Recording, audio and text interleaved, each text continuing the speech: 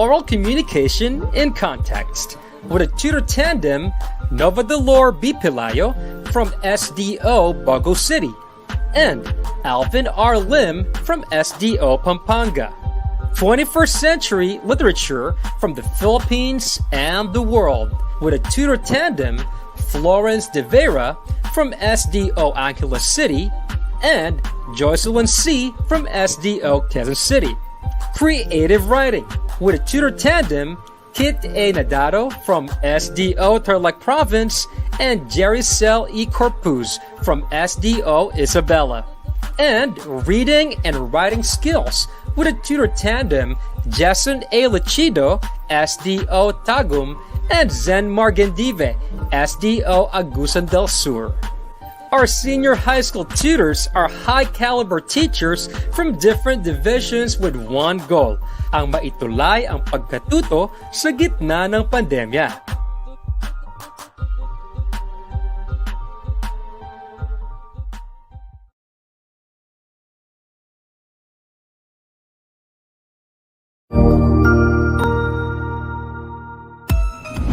Mabuhay! Good day to all! I am your tutor Madge.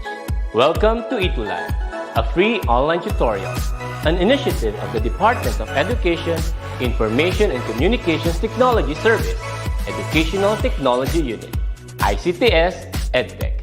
This program is aimed at helping and assisting learners from kindergarten, senior high school, ALS, Alive, and SPED learners.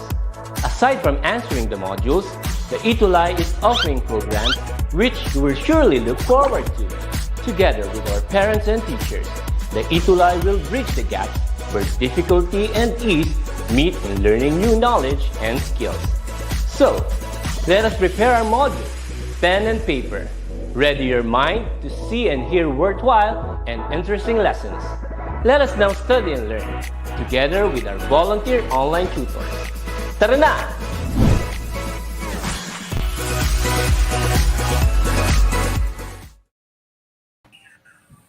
Wow, that was a good one. Hi, Sir Jess. Zen. Yes. Hello, Sir How are you Jess. today? Mm, I'm so great. A excited little to bit hear busy. it from you. I'm also excited, Sir Hi, Jess, to have Chiro. you. So, yeah, Mm, yes. thank you, no, Director Ken, for having And us here. No, as always, our director for reading and writing skill. Chiro mhm. Zen. Yes, that's So, right, Sir Jess. Yes, thank you so much also, Sir Jess. And what about your afternoon, Sir Jess? Kumusta ka dyan? I'm good. Actually, katatapos lang namin mag-recording no sa aming sa research ng mga bata no sa Filipino din. Na rin ako for sa Mm. likultura namin. Yes, I see. Yes, that's right, Sir Yes. Jess. And you know what, Sir Jess? Even though it's a holiday for the country, still we continue having our session for DepEd ETUlay for our dear learners. Tamang-tama Our talaga yan, yes. Churuzen. So, Uh-huh. no, even it's difficult in us we have the different platforms, so blended, no, yung mga bata. Mm-hmm. And for us na teachers, we still on the go pa rin. Just like no, sa motto ng ating scouting ng okay, Yes, once a that's scout, right. always a scout. Laging handa lahat. Mm. Wow, are you having your Girl Scout, Boy Scout in their Mm. searches? I Okay. see. Cheers. All So right. ano bang ating what's our topic this afternoon? Okay, shall we Yes. present our Yes, Sir Jess. presentation? Yeah, sure, Sir Jess. But before we go to our lesson, I would just like to greet our learners for today's session. And kahit hindi pa tayo nagsisimula, no, we can already see comments in here coming from Renz Giver Colyanta, Ruby Reyes, and Enrico Dalupan. Hello sa inyong lahat and Baby Hi. Grace Podador from Anislaga National High School. So hello sa ating lahat, no? Okay. Hindi lang dito in the Mindanao but also in the entire Philippines, and welcome to DepEd ETUlay online tutorial for reading and writing skills. Hashtag ETUlay level up Yes. and hashtag ETUlay pinasaya. There you go, Sir Jess. Okay. And also for our Mhm. learners, here is our episode guide for the second quarter. from 4:40 p.m. to 5:20 p.m. We are in this part already. That's on the third week for this quarter, and that's formulating Okay. evaluative statements. Yes, we're through Okay, already with the pa-share muna critical ang reading. yung ating PPT, Churuzen, andyan ba sa iyo? Hindi pa kasi Okay. na-share. So, Oh, I oo. see. We're Wait, wait. having the sharing with Mm-hmm. our tutor, no? So, thank you so much for having us here. Thank you so much, our directors, and Mm-hmm. especially, no, sa ating head, no? And, andyan yung sila, Sir Mark C. and also Mark Hamisal, sir. So, Yes, thank you the so father much of the po. And to all other correct. directors, yes, Mm-hmm. spearheading this time. This Okay? program, yes, Sir Jess. Diyan So na ba? here we go. Sir Jess, Mhm. can you now see my screen? Hindi pa? Okay, now Okay. presenting. Yes, kita-kita ko na Yes. Chirozen. All right, so there you go. Let me just repeat it once again, Sir Jess. Now, this is our episode guide for the reading and writing skills subject, and for our learners, we are already in this part. We are in the third week already, and that's on formulating evaluative statements. All right, there Yes. you go. And for our references in this session, we would like to thank this SDOs. Suki na talaga, Sir Jess, no? From Region 7, Negros Oriental. Yes. Yes, and from Region 4A, Calabarzon. And for this session, we added the modules coming from Region 9, Zamboanga Peninsula. Ayan. I love their Okay, cover ayan. pages, So, Sir Jess. marami tayong mga references. Nakatutulong para sa Yes. atin para sa mga bata. Yes, not only for us, but most importantly to our learners, Sir Jess. And Ayan. also, let us not forget this date. Today is November 30, 2021, and today is the celebration of Bonifacio Day for the country. Yes, tamang-tama Yes. talaga Chirozen, no? Kahit na tayo nasa bahay ngayon, lahat, no? Nakikitutok, no? And nakikisama sa ating pamilya, alalahanin din natin, no? Yes, sir. Yung ating Mm-hmm. Bonifacio Day. Yes, Because and he was once, no, one of the heroes din natin na yes. nakipagdigma para sa ating kalayaan. Mm-hmm. Yes, that's right, Sir Jess. Andres Bonifacio is one of the significant individuals in the history. Like Bonifacio formed the Katipunan. He started the Katipunan that Yes, was, tama. yes, a secret organization against the Spanish colonization. Ayan. Tama. And also, Okay. from our last session, Sir Jess, we have in here, we would like to Wow! congratulate, yes, we have in here Rensgiver Calyanta from Ooh, Imelda Integrated yes. Secondary School, Malabon City. Oh, yan. Yes. So later on, bigyan natin siya ng ating regalo, ng ating Mm-hmm. Christmas gift para sa Christmas gift. kanya, no? Kasi Yes. very participative last time ng ating session. Mm-hmm. That's right, Thank you Sir so much. Jess. So, no, Yes. forward mo na sa akin yung number 10.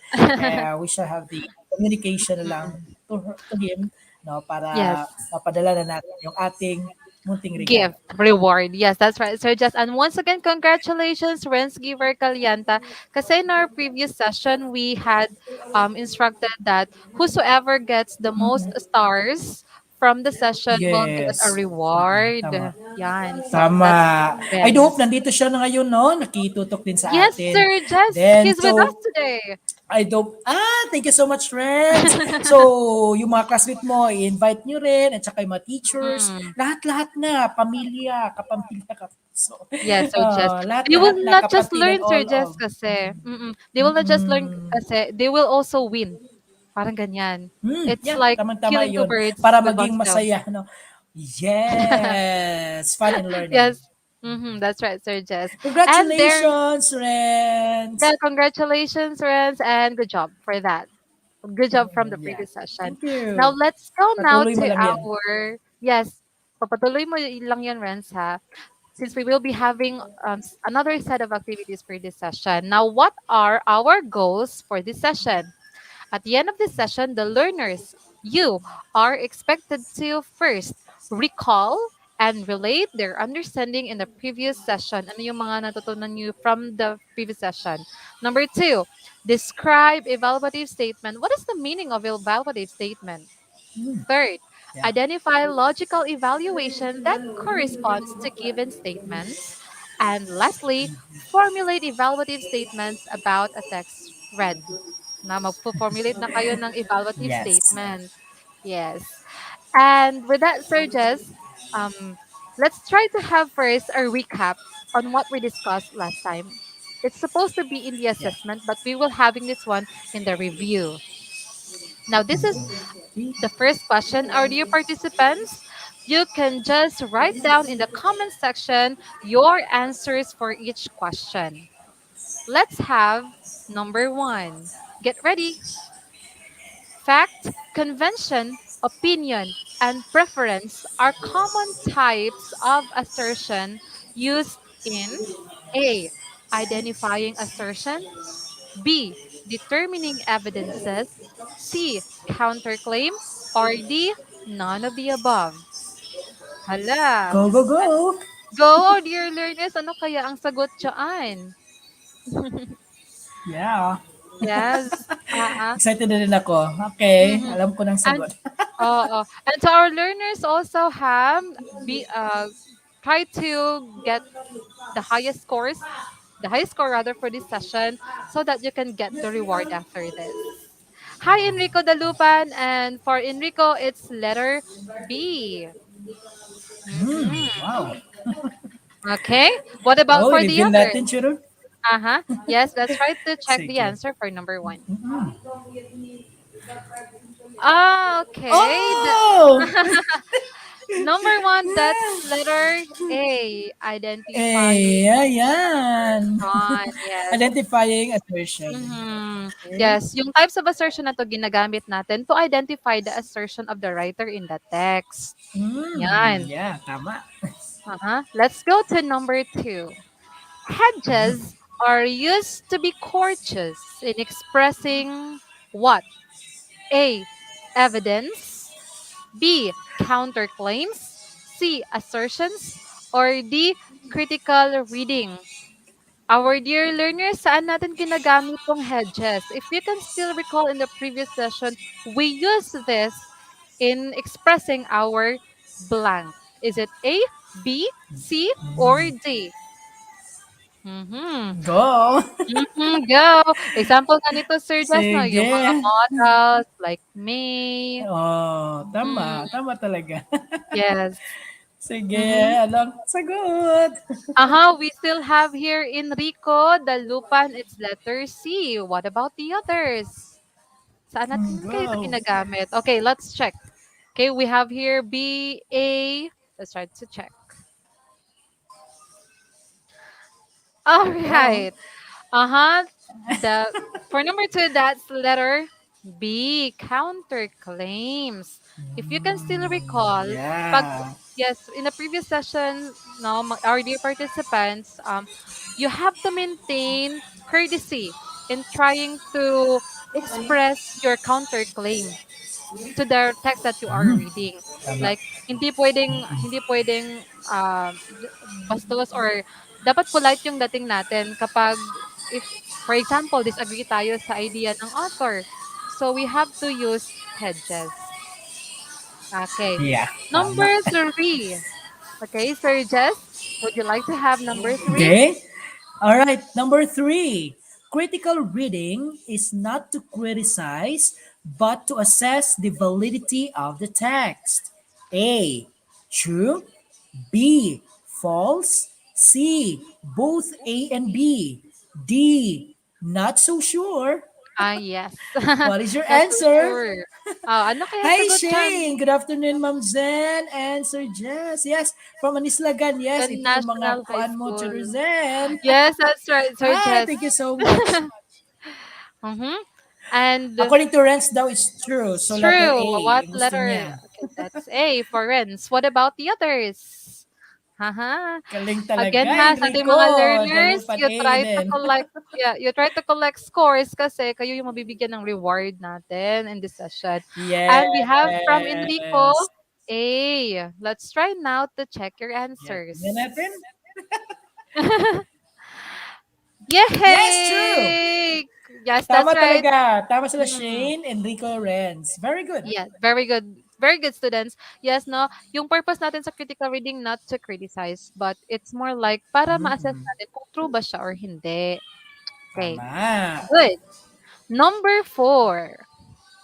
Interaction with the text is not necessary in evaluating judgment. A, is it true? B, false? C, both A and B? Or D, none of the above? No? Tingnan Kailangan ba natin. natin makipag-interact sa text? Mhm. Hmm. Mhm. According to Shane, it's true daw, true daw. True. Yeah. Sige. Okay. What about the Renz is others? false. False. Let's try now to check your Sige, reveal answer. natin. Reveal natin. Okay. Aha! Very good. Very good. Yes, It's that's false. false. Yes. No, we really have to interact with the text kapag nag-i-evaluate tayo. Like Tama. for example, you could ask yourself or you could ask from the text na what what could be the main goal of the writer in writing this text? Or what is the assertion presented by the author in his text? Yun. Kaya false yung sagot natin. Very Yun. good. Okay. Yeah. Last one, number 5. How about you, Sir Jess? Which of the following is a body of facts given by authors to support their claims? A. Mhm. Counterclaim. B. Evidence. C. Opinion. D. None of the above. Go, go, Hihi, sa ating go. mga learners, ano kayang sagot dyan? Body of facts na binibigay Oh, ng according to authors. Renz, evidence daw. So it's letter B. Evidence. Okay, Renz, that's letter Enrico B. din B. What about the others? May dadagdag pa? Sige daw, be. Okay, Tingnan so natin ang let's tamang sagot. try. Now, for this one, It's letter...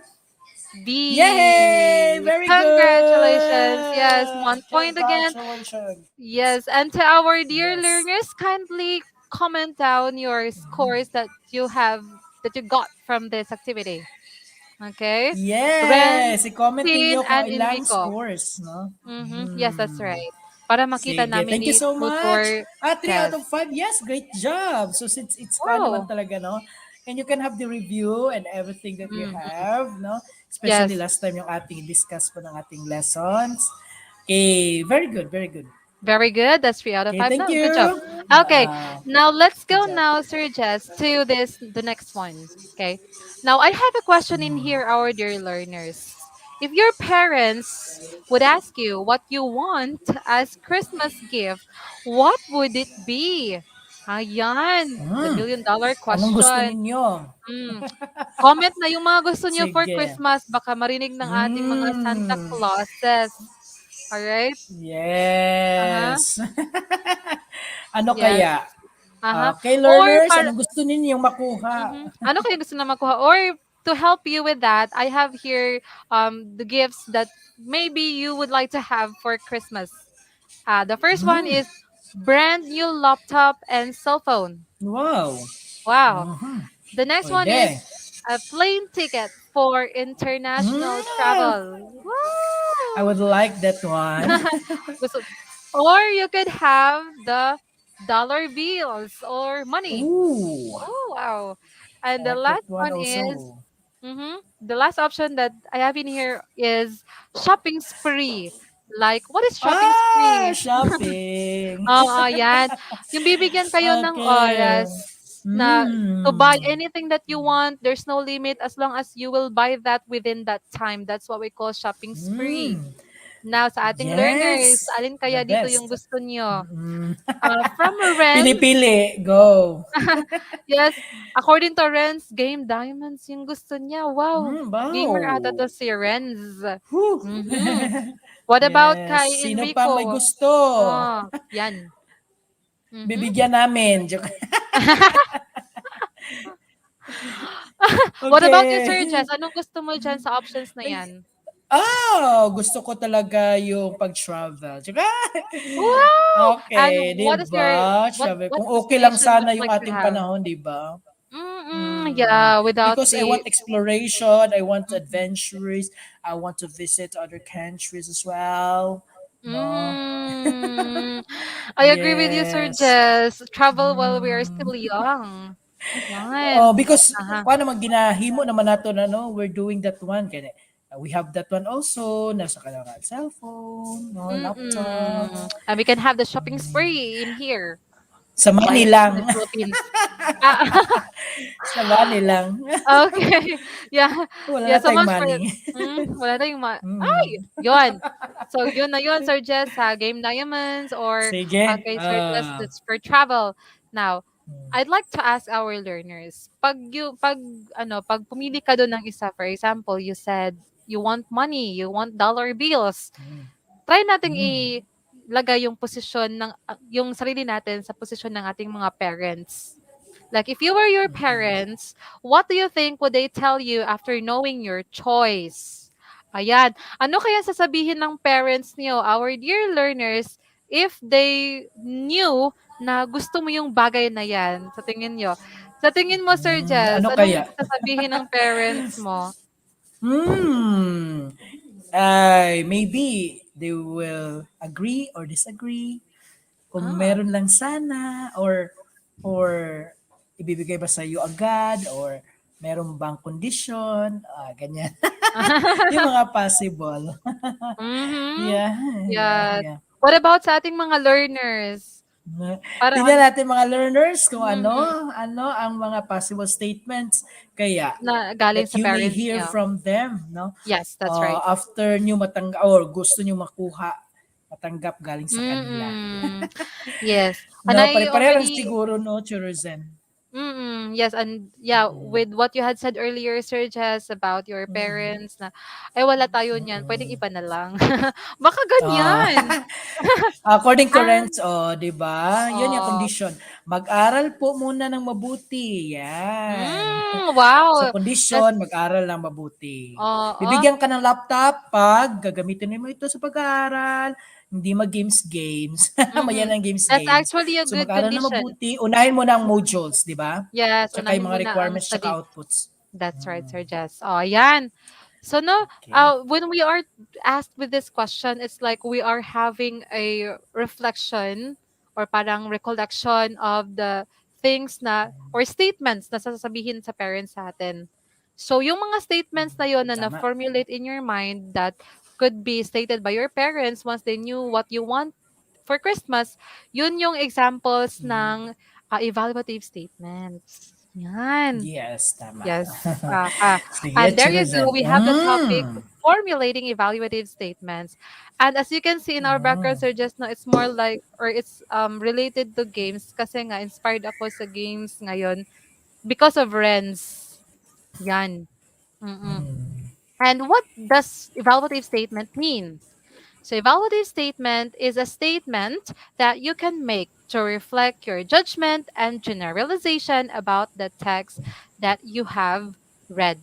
So, pag sinabi nating evaluative statement, ito na yung sentences natin. Ito na yung the moment that we expressed our judgment about something that we are focusing into. Like, for example, our reading material.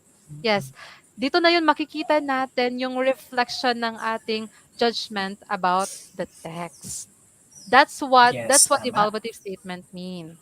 Okay? And if we talk about evaluative statement, our dear learners, may dalawang klase tayo. The first one is that it's on the assertion. And pag sinabi nating assertion, ito yung statement na from the writer na nag-claim kung yung sa idea ba is true or false. Now, for the assertion, you may use evidence from the text to formulating assertions or positive statements about the content of a text and properties of a text that you have read. So, assertion usually are in the form of positive statements. Like, yung focus mo nasa content at nasa properties. Kib- Um, um, Meaning to say, no, yung focus mo hindi lang dun sa kung anong nilalaman ng text mo. You could also focus at the same time on the properties like paano ba sinulat yung text ng writer? Is it well organized? May organization bang in-apply ng writer? May thesis statement ba? Something like that. Pag sa content naman, may mga evidences ba that the writer has presented? Ganyan. So that's for the assertion.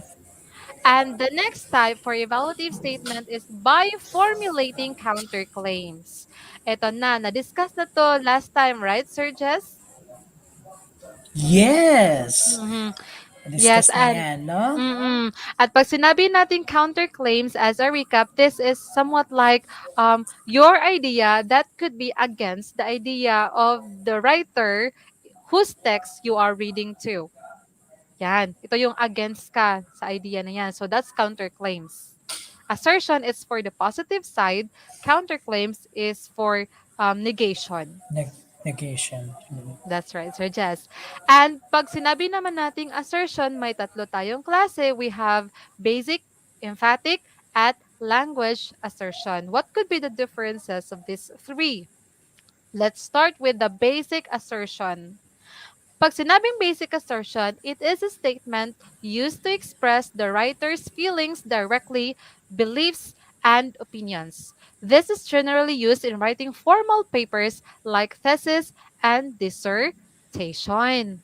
Yan. So, among these types of assertions, no, we would actually see expression of the writer's feelings kasi nga yung mga assertion ng writers galing talaga yan sa what do you call this one? Feelings ng mga writers natin. But these assertions, pag sa basic assertion tayo, it's anchored to facts or it's anchored to evidences. Opinions na anchored din sa facts and evidences. Mhm. And in other references, our dear learners, basic assertion can be associated with the types of assertion named convention and facts. Pag convention, yun yung mga laws natin, yung mga traditional statements widely accepted by the society na. That's for the convention. Pag fact, yun yung mga nakikita nating mga statistical data and so on. Yan. So, basic assertion, applicable siya when we write thesis or dissertation or research paper, for instance, for our senior high school students. And we also have the next assertion, the emphatic assertion. Emphatic assertion is a statement used to express empathy or understand the literary author's feelings and emotions. And we consider in the emphatic assertion the situation or the character's feeling from the text that you have read as well as the writer's stand. Ano yung stand ng writer upon reading the text? And emphatic assertion is more applicable to literary texts. Uh-huh. And the last Yeah, one, tama yun. mhm. Yes, Sir Jess. And the last one is the language assertion. Pag sinabi nating language assertion, it is a statement used to express feelings and preference of the writer. So, sa language assertion, pwede na tayong gumamit ng I pronoun. Yung basic assertion, we are not allowed to use to use the pronoun I. Applicable siya in this type only. Okay? Yan. So, yun yung three types of assertion natin. Basic assertion, language assertion, and emphatic assertion. And empathic. Yeah, Yes, tama. that's right, Sir Jess. And so much for that. Let's have this. How are we going to formulate an evaluative statement? Paano na? Paano ba gagawin yan? So there you go. It's in the form of activity again, and to our dear learners, get ready because we will be playing this one Yeah. at the same time. You're gonna be learning on how to do or how to write evaluative statements. Let's go. My round one pa, Sir Jess, no? Okay. Now, for the round one, get ready, learners. Which between the two statements is true in relation to the steps that we're going to take as we formulate evaluative statements. Is it from point one? Point one states like this: one needs to read the entire text carefully and critically to understand and to check for possible fallacies in the argument presented by the writer. Pag sinabi nating fallacies, ito yung mga errors na pwedeng makomit ng writer sa kanyang sinusulat. Or point two, one needs to read only the main parts of the text carefully and critically to understand the text. Fallacies may be disregarded to avoid criticism.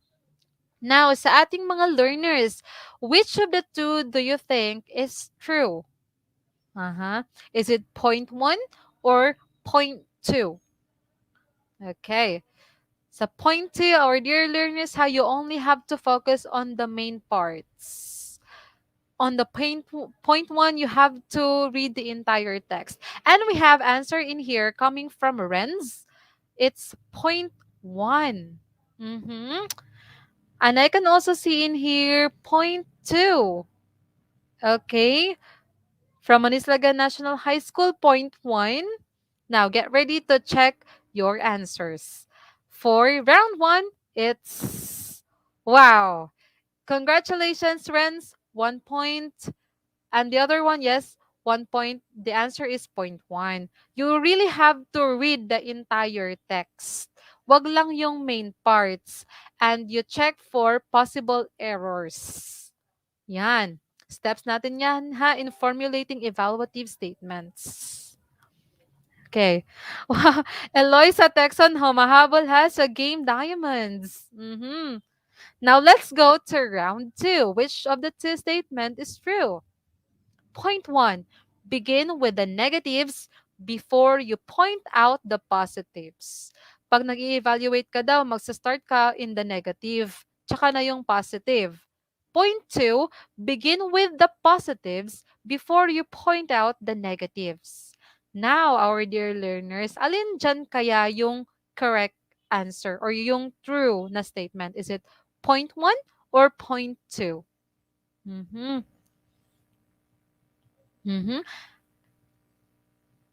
Yes. And I hope na nandito si Sir Jess, no, para ano siya, matanong ko siya kung ano yung prefer niya. Mas nauuna ba yung negative or mas mauuna ba yung positive? Ayan. And we have answer from Renz. Once again, it's point one. Begin with the negatives before you point out the positives. What about the others? How about you, Eloisa? Okay. We have point one.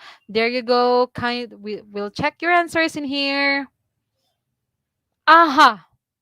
Now, for round two, the correct answer or the true statement in here is point two. You start first, pag nag-evaluate ka, with the positive before you point out the negatives. Ayan. Ang ano kasi nito, my explanation kasi ni Torrance, no, or to our dear learners, mas ano na yun, mas convenient na yung nauna yung positive kasi yun yung unang nagre-register sa mind ng taong ini-evaluate natin.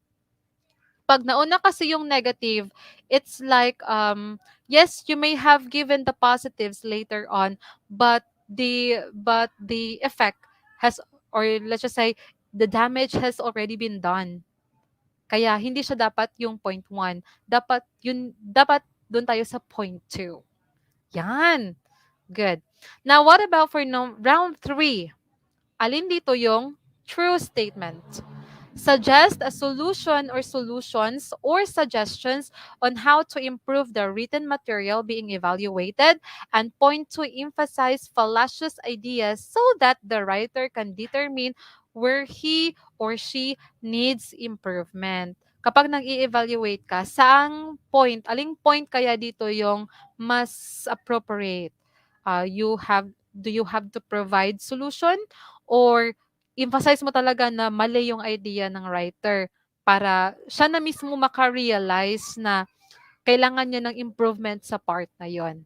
Okay, our dear learners, point one or point two? Mm-hmm. All right. And we have Renz again for round 3.1. Uh-huh. And for the others, okay, it's still point one, point one. There you go. Let's try to check your answers. All right, Renz, congratulations. And to the others, Sheen, okay, we have here point one.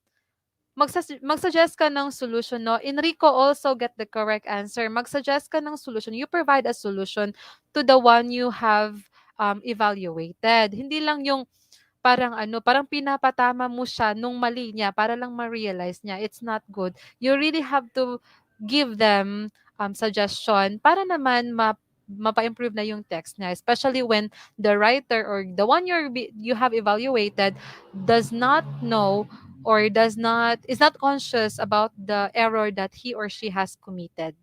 Now, let's go to round 4. Alin dito sa statement na to ang true? Point one, keep your feedback lengthy so that no details are missed out.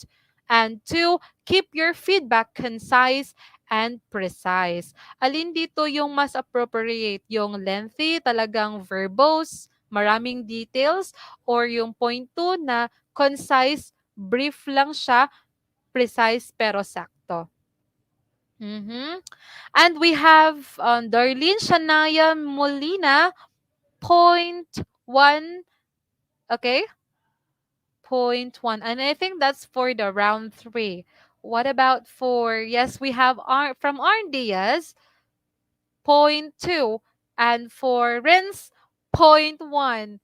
Again, dear learners, gather your scores in here so that you will be rewarded at the end of the session. Now, for round 4, let's check the correct answer. Uh-huh. It's point two. Keep your feedback concise and precise. Wag naman masyadong lengthy yung evaluative statements natin. It's okay to be short as long as it's precise, like the points, everything na include siya, and there's no information that is being missed out. Enrico also got the correct answer for round 4. Let's go to round 5. Ayan. Darlene also. Okay, that's point one. So, round 5, which of the statement is true? Point 1, evaluations must be written and expressed with care and much diligence. For point 2, evaluations must be written and expressed regardless of the writer's feeling. Parang sa point 1, no, the words that you must use in your evaluation must be carefully chosen. Like, do not just select words na pwedeng maka-hurt ng person na ating ina-evaluate. Or for point two, regardless kung ano mang ma-feel niya, as long as makorek mo yung mali niya, kahit anong language paggamitin mo, that's okay. What do you think is true for this statement, for the two statements? Now, we have from Enrico. Yes, you got it correctly, Enrico, earlier.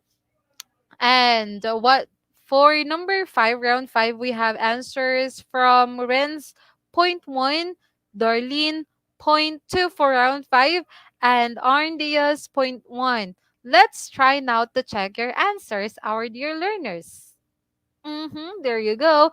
Point one is moving and point one is the correct answer. We must carefully select the words that we're gonna be using para hindi din tayo makasakit. At much diligence kasi we really have to think of those words while we are writing. Ayan. There you go. And that's for the activity. Now for our dear learners, how much did or how many scores did you get from that activity? Hello, Arn Diaz. You can also write down your schools para ma-shout out din natin in this session. Okay. I'm waiting for your scores, our dear learners. And congratulations once again. I'm excited na makita kung sino man yung mabibigyan ulit natin ng reward dito. Now, for Renz, we have 3. Okay, the score of 3. All right. And earlier you got three Rens, right? What about the others? Now, so much for that. I'm gonna be waiting in the comment section, our dear learners. Now here we go. We have here a sample situation wherein evaluation is given to a learner. Now, try nating basahin tong text na to. A student was tasked to compose a poem that would express his thoughts and feelings about various events around him. For example, si Darlene tong binigyan ng task na to. Ano yung mga na-observe mo in your surroundings, Darlene? And you write that one for a poem. After a while, he submitted it to his teacher. Ay, si Darlene to, kaya her tayo. After a while, she submitted it to her teacher before the set deadline. As the teacher evaluated her output, she was impressed about the way the student wrote his concrete poem using the shape of a dove as the poem structure to help the readers to easily understand the meaning of her writing. Now we have the word in here concrete poem. And our learners, concrete poem follows the structure of what is the content of your poem. Like for example, kung gusto nyo yung hope, yes, you could write a poem na in the form of a dove, in the form of a cross, or any object that you can associate with the word hope. And that's also related with the content of the poem. That's concrete poetry. Surprisingly, she chose a theme about the 2019 coronavirus disease that gives hope to the readers who may be affected by the pandemic. In addition to this, a good physical and grammatical arrangement of words were evidently shown. May mga figurative language na ginamit, and the grammatical construction of the student is also good. Wow, grabe ha. However, the teacher found out that the poem was written in forced rhyme that may have caused him to use inappropriate words. Now, ito yung error ni student, no? Maybe nagsusulat siya ng poem with rhyme, tapos para lang mapilit, para lang with rhyme yung poem, pinipilit yung mga salita kahit hindi naman siya appropriate. Since the teacher wanted to improve the writing skill of the student, he she then suggested to consider the use of appropriate language over rhyme to better connect with the audience. Now, our dear learners, pag kayo yung si teacher, how will you evaluate the work of the student? Yan. Paano kaya siya, no? Paano kaya siya i-evaluate na hindi masasaktan yung student? Kasi ang ganda-ganda na ng poem niya. It's the languages used are correct. Ang ganda nga ng language. In fact, but paano mo siya i-approach na hindi ka makakasakit? So this is an example for that. For example, I'm the teacher and I'm saying this. You compose an impressive poem. It has a good physical and grammatical arrangement of words that enhance the reader's overall experience. Another good thing is that your chosen theme is very timely that gives hope to the readers in this time of pandemic. When it comes to the elements of poetry, you used figurative language and imagery that added spice to the overall quality of your composition. Wow, parang nakaka-relate si Renz. Bakit, Renz? Did you also receive the same compliment, the same statement from your teacher? Wow, galing naman ha. And I believe that you are both classmates or your classmates with Darlene Shanaya Molina. Ayan, nakaka-relate silang dalawa. Oh, yan. So, as what we can see in the example, we are starting our evaluation or our evaluative statement with positive. Now, another continuation for that, these literary devices stir up and startle the reader's imagination. Furthermore, the choice of writing a concrete poetry, a poetry of which visual appearance matches the topic of the poem, thus concrete poetry, with a dove as the shape of the poem structure contributes a lot in understanding the meaning of the poem. Ayan, yun yung mga positive comments na ni teacher, no? And there you go. Yan, nagsimula siya with the positive feedback. Specifying the strengths of the poem. Yun yung mga strengths ng poem na sinulat ni Darlene. Now, let's go to the second paragraph. This is the time now that you're going to mention the weaknesses that you found in the piece. Hi, Sir Jess. Okay. Hello, Oh, all. hello. Yes. Challenging, no? Are you Na-off lang okay in yung kuan there? dito. Nawala kasi parang umuulan kasi so parang na kuan Oh, yung ating internet connection. But still, no, naghanap tayo ng paraan. Alternative para yes. makakuha tayo ng net. Data lang tayo. Yes, Sir Jess. Ano, ay, Hi, good afternoon, ma'am and sir. Watching from Islagan. again, Ito pa rin National si High Mark School. Guzman. Parang ano na, ha? Feeling ko makaka-receive ng joke lang. Yes, Yes. congratulations. Now for the second, yes, Sir Jess. So for the second one, for the second paragraph now, it's being emphasized in here the weaknesses of the poem submitted by Diane. Diane ba yung name niya? Darlene rather. Now, let's read this one. However, the rhyme of your writing is forced. It seems that the words were chosen for the sake of having a rhyming effect that somehow affects the emotional connection between the reader and the poem itself. Yun yung na-observe ni teacher. Yan. Don't forget to mention that one also when you're making your evaluation.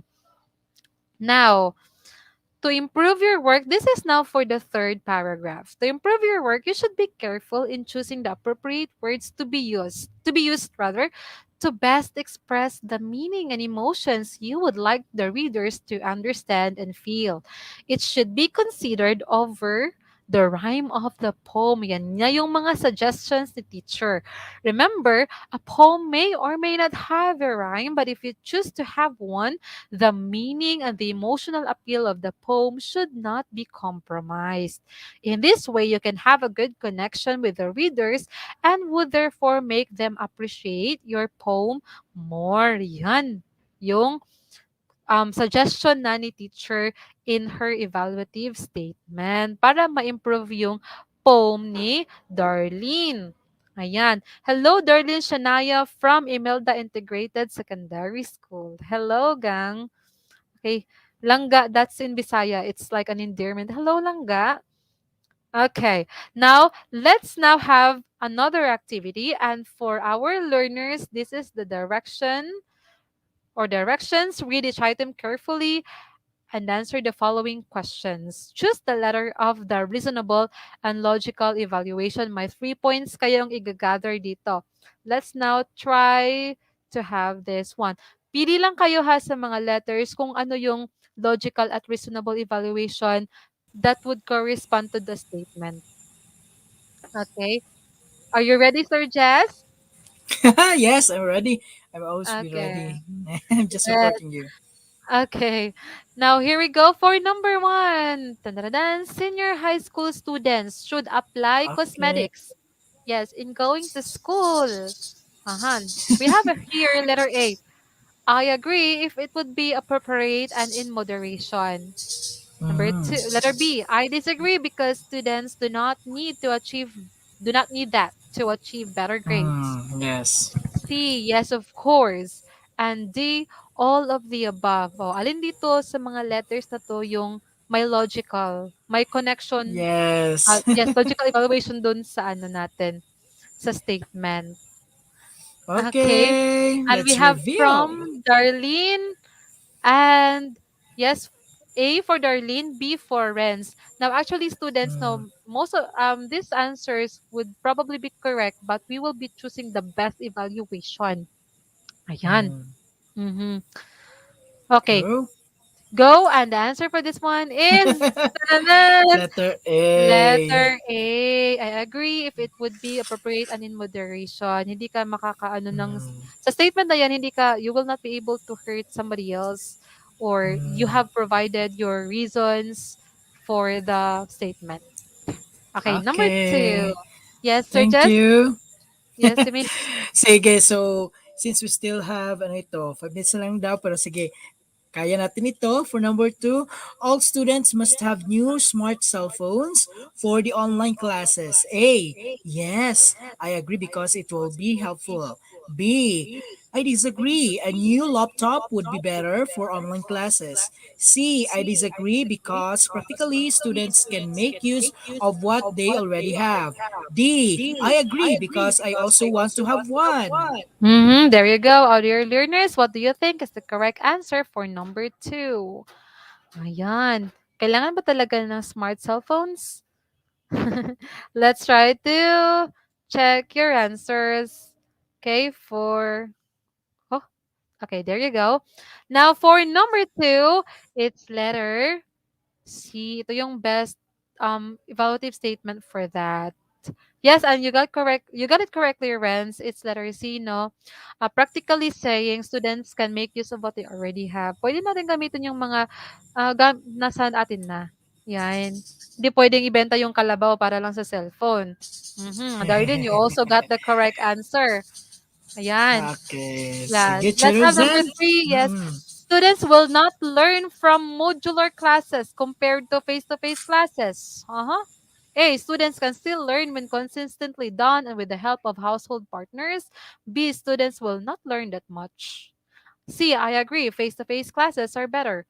D. I disagree. Modular classes include everything that needed to be answered. Alin kaya dito yung best evaluative statement? Yan. Yung Go! yung B natin, Sir Jess, no, hindi siya nagpo-provide ng reasons niya. Sabi lang niya, he will not learn that much for modular classes. But we still have, okay. Yeah, for Renz is letter A. For what about for Darlene? Okay, wala pa. Okay, correct answer is letter A. Very good, Yes, Renz. very Very good, good, all Renz. of you.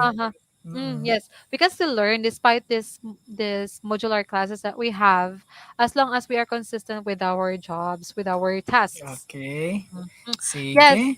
and there So, you go. So much for that activity. How many scores did you get yes. from the last activity? And kindly add your scores if you may, our dear Yes. learners, so that we can figure Mayan. out. Yes, Yes. our winner. Sige. Now we Okay, have here the Susan. challenge of the week, yes or Jess. And for our learners, you can screenshot this one. This is our challenge of the week. Fill in the table with an evaluative statement based on the given text or situation.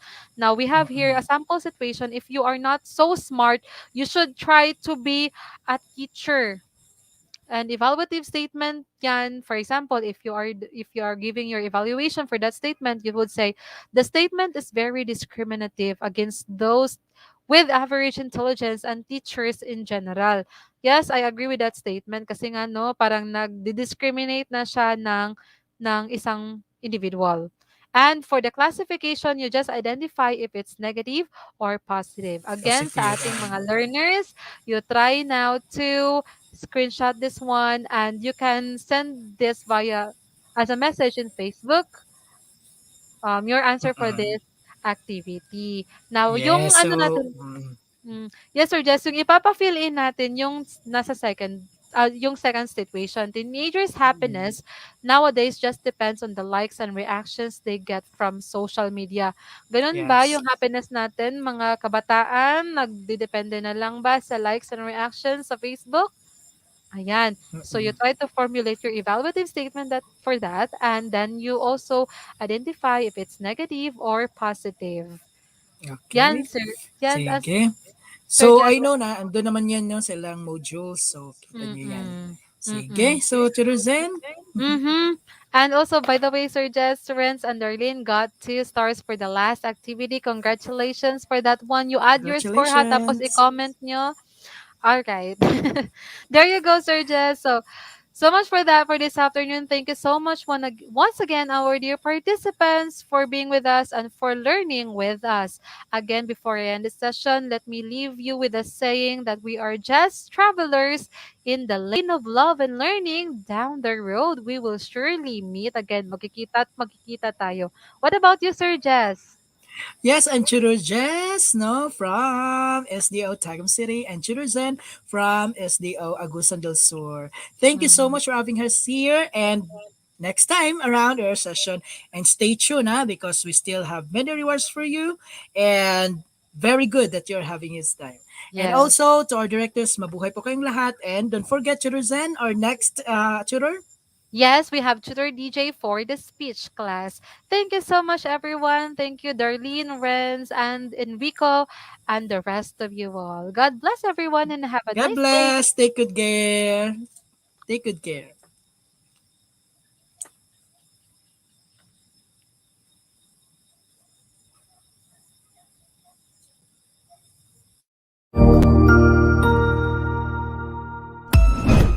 Ang husay naman! Natapos mo ang iyong tutorial session kasama ang iyong mahusay na ETUlay tutor. May bago ka bang natutuhan? I-share na yan gamit ang hashtag ETUlay Level Up. Huwag aalis ha, dahil may susunod pang programa na pwede mo ring panoorin at salihan. Dahil naghihintay na ang iyong mga tutors. Happy learning dito sa ETUlay!